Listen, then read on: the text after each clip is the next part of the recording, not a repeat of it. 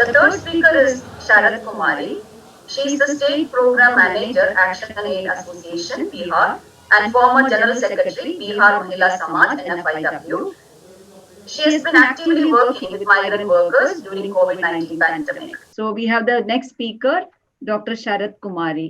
सभी साथियों को जिंदाबाद, नमस्कार।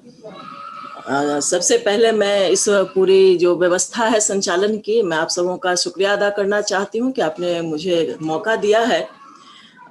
खासकर उस टॉपिक के अंदर की जो महामारी की अव्यवस्था थी और उसमें जो संघर्ष रहा, उस संघर्ष में मैं खासकर महिला श्रमिकों और उसमें भी खासकर जो प्रवासी महिला श्रमिक हमारी रही हैं, उन्होंने जो संघर्ष झेला है इस पूरी अव्यवस्था का, उसके बारे में जो हमारा जमीनी स्तर का अनुभव रहा है मैं शेयर करना चाहूँगी।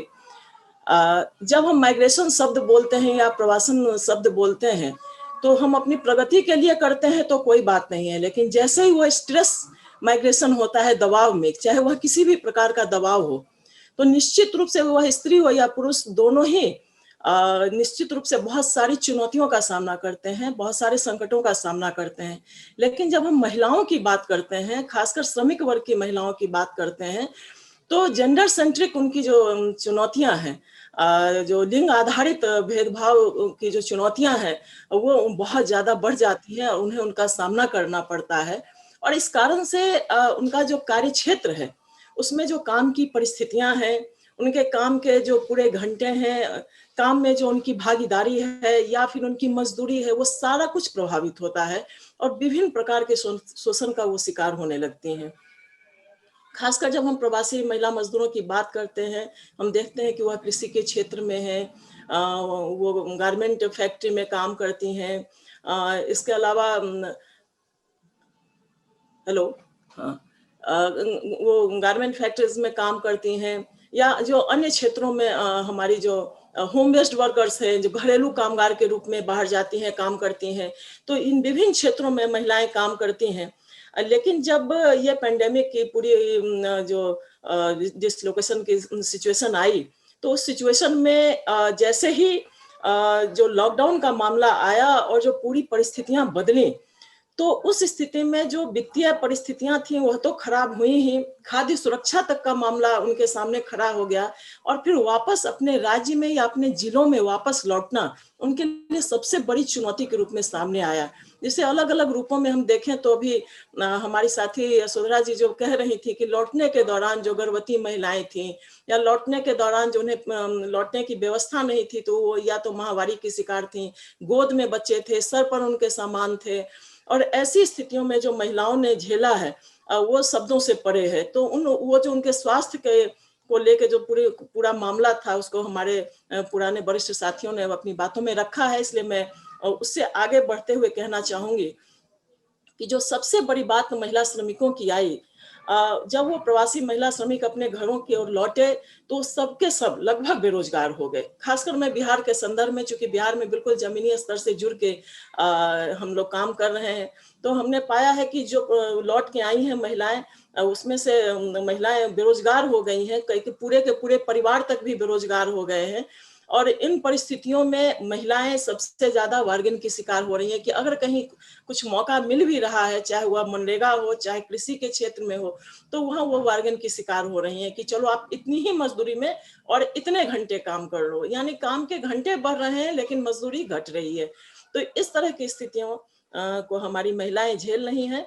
मैं बहुत संक्षेप में एक जानकारी शेयर करना चाहूंगी कि जो एक्शन एड एसोसिएशन है उसने इस पूरी परिस्थिति में प्रवासी मजदूरों के साथ लगातार खड़े रहने की कोशिश की कि जब वो रास्ते में चल रहे थे तो विभिन्न राज्यों में सड़कों पर खड़े होकर उन तक खाना और पानी पहुंचाना हमारा चलता रहा, हमारे पूरी संस्था की तरफ से। उसमें हमने महसूस किया कि हम जो सच में इनकी क्या स्थिति है, इन्हें समझा जाए, आगे इनको मदद करने की क्या नीति अपनाई जा सकती है या फिर नीति आयोग तक क्या बातें पहुंचाई जा सकती है। तो एक स्टडी किया गया जिसमें लगभग 16,961 मजदूरों तक हम पहुंच पाए, उसमें 37% महिलाओं तक हमारी पहुंच बनी। और तब हम जब उसका एक विश्लेषण का जो मुख्य अंश है जो महिलाओं से मैं रखना चाहूंगी कि उस 37% महिलाओं में 48% महिलाएं जो हैं वह पूरी तरह बेरोजगार हो गई। उसके बाद अगर हम बात करते हैं तो 41% 0.8 महिलाएं जो हैं वो बहुत मतलब कम समय के लिए उनको काम मिल रहा था। पार्ट टाइम हम अगर कहें तो पार्ट टाइम काम कर रही थी, और मात्र 10% महिलाएं ही अपने काम पर वापस रह सकी। तो इन परिस्थितियों को महिलाओं ने झेला। और इसके अलावा जो कुछ खास चीजों को हम आपके साथ जोड़ना चाहें कि ये जो पूरी व्यवस्था हुई, इस अव्यवस्था के दौरान जब हमारी प्रवासी महिलाएं लौट रही थीं या लौटना चाह रही थीं, उसमें कई जगह वह बंधक भी बन गई। जो बिहार की घटना में बताऊं कि कई पति खुद चले आए, चूंकि वहां से दोनों साथ निकलते तो ठेकेदार उन्हें नहीं आने देता या मालिक नहीं आने देता, तो पति खुद चले आए और पत्नी उनकी बंधक बन गई। तो गुजरात में वो बंधक बन गई, और बाद में फिर काफी दिनों के बाद वो अब जाके अपने घर आ पाई हैं। उसके लिए उन्हें बहुत सारा वहां काम करना पड़ा।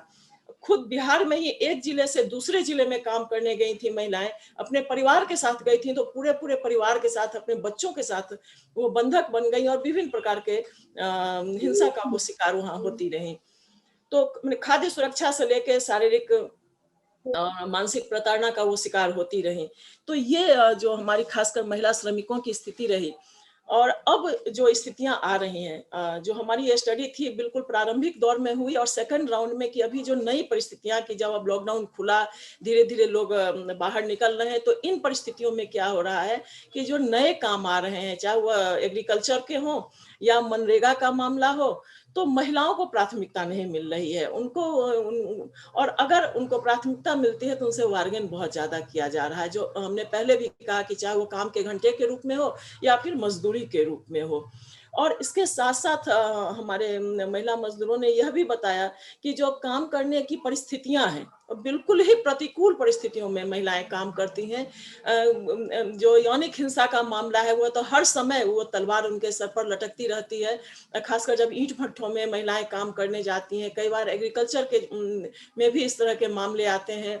मनरेगा में भी कई बार पूरा पेमेंट लेने के लिए इस तरह की चीजों का उन्हें शिकार होना पड़ता है। जो होम बेस्ड वर्कर हैं, उनके जो दलाल हैं जो बीच में उन्हें पैसे पहुंचाते हैं, उनके द्वारा विभिन्न प्रकार की हिंसा की वो शिकार होती रहती हैं। इसके अलावा जिन जगहों पर काम करती हैं, चाइल्ड केयर की जो व्यवस्था होनी चाहिए या उनके लिए जो शौचालय की व्यवस्था होनी चाहिए, मतलब इस तरह की चीजें तो पहले भी कम थी, जैसा हम सब जानते हैं। वो स्थितियां और भी ज्यादा उनके साथ कठिन हो गई। दूसरी जो एक बड़ी बात महिलाओं के संदर्भ में, कि जो भूखमरी की जो स्थिति जब उनके सामने आई, पूरा का पूरा परिवार जो प्रवासन से लौटा, माइग्रेशन से लौटा, तो उनके बच्चे भी बाल मजदूरी में काम कर रहे थे, तो सबके सब बेरोजगार हो गए। इसमें जो एक मानसिक ट्रॉमा की अगर हम बात करें तो उस तरह के तनाव से भी महिलाएं गुजर रही हैं। और कई महिलाएं ऐसी भी हैं, हमारे सामने घटनाएं आई हैं निकल के, कि उन्होंने चोरी छुपे जो घरेलू शराब होते हैं वो बना के बेचना शुरू किया, और उससे भी कमजोर स्थिति में जो महिलाएं चली गईं, उन्होंने जिस्म फरोशी के धंधे में अंततः अपना कदम रख दिया। तो इस स्थिति तक ये महिलाएं, जो श्रमिक महिलाएं थी, जो अपने मेहनत कश महिलाएं थी, वो काम कर रही थी। एक बड़ी संख्या हमारी पूरी अर्थव्यवस्था की रीढ़ मानी जाती है असंगठित क्षेत्र में काम करने वाली हमारी महिलाएं। उन महिलाओं ने इस पूरी जो पेंडेमिक की अव्यवस्था है, इसमें इन्होंने संघर्ष किया है। एक लगातार जब कई बार उनकी स्थिति ऐसी हुई कि जो फेरी में जाने वाली महिलाएं थी, उन्होंने अपने परिवार को सपोर्ट करने की कोशिश की, कि तो उसमें एक बुजुर्ग महिला की मैं घटना जरूर सुनाना चाहूंगी, कि जब पूरा परिवार उनका बेरोजगार होकर लौटा, तो फेरी के द्वारा वो कमा के परिवार को कुछ मदद करना चाह रही थी। उसमें जो उन्होंने पैसे जमा किए, तो जो अभी पूरे अपने देश में चल रहा है कि डिजिटल इंडिया, उसने जो धोखा दिया है खासकर मजदूर वर्ग को, और उसमें महिलाओं को विशेषकर, क्योंकि हमारी महिलाएं शिक्षा से बहुत दूर हैं, और इस डिजिटल इंडिया ने कि बस आप अंगूठा लगाइए चाची और आपके पैसे निकल आएंगे, वो जो सिस्टम चला है, उसमें महिलाएं जब अंगूठा लगाती हैं तो वह कहता है उन्हें कि इस बार अंगूठा सही से नहीं लगा, एक बार फिर से अंगूठा लगाइए, और उनके पैसे निकलते जाते हैं। और जब वो बाद में बैंक जाती हैं तो उन्हें पता लगता है कि उनके बैंक में पैसे निकल चुके हैं। उनके 25,000 रुपए निकल गए, उनके हाथ में 5,000 रुपए उसने दिया और 20,000 रुपए उसने गायब कर दिए। इस तरह की सेटिंग बिहार में ये मामला बहुत ज्यादा रहा है। यहाँ तक कि इसमें पंचायत प्रतिनिधियों ने भी इसका संज्ञान लिया है और जो अच्छे जागरूक प्रतिनिधि हैं वो इसका प्रचार प्रसार कर रहे हैं कि भाई थोड़ी मेहनत लगे, बैंक जाके पैसे निकालो, लेकिन अंगूठे लगा के पैसे नहीं निकालो।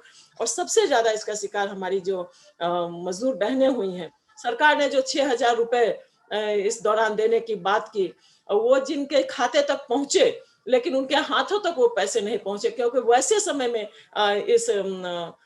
इसका बहुत ज्यादा उपयोग किया गया और उनके पैसे निकाल लिए गए। तो इसमें भी हमारी महिलाओं ने बहुत तकलीफ झेली है कि उन्होंने जो ऐसे पैसे खास समय के लिए परिवार के लिए बचा रखे थे, जो बचत की महिलाओं की आदत होती है, लेकिन वो पैसे भी डिजिटल इंडिया ने उनसे ठगी कर लिए। तो एक बहुत बड़े चुनौती यह भी एक सामने आई हमारी महिला मजदूरों के लिए। तो इन परिस्थितियों में जब हम लगातार बात करते हैं कि वर्कफोर्स के रूप में महिलाएं घट क्यों रही हैं, तो सच्चाई यह है कि जो पुरानी व्यवस्था थी वह पूरी व्यवस्था भी इतनी अच्छी नहीं रही है कि महिलाएं को जो काम का जो पूरा माहौल है वो हम प्रॉपर उन्हें नहीं दे पाते हैं। और अभी जो स्थिति है वह और भी बदतर हो गई है। मैं इसमें जोड़ना चाहूंगी कि जो असंगठित क्षेत्र की महिलाएं हैं वो तो हैं ही, जो प्राइवेट सेक्टर में जो महिलाएं काम करती हैं, जो कोचिंगों में पढ़ा रही थी या प्राइवेट स्कूलों में पढ़ा रही थी, उन सबको ऑनलाइन क्लास लेना था लेकिन उन्हें पैसे नहीं मिले इस 4 महीने के। तो क्योंकि भाई घाटा हो रहा है कोचिंग को, तो जो कि हमारे एक सीनियर साथी ने बात रखी हुई कि गारमेंट फैक्ट्री को हो रहा है फायदा, लेकिन भाई हम तो अभी इस स्थिति को झेल रहे हैं। उस नाम पर उन्होंने अपने मजदूरों को और भी ज्यादा जो है उन्होंने शोषण करने की कोशिश की।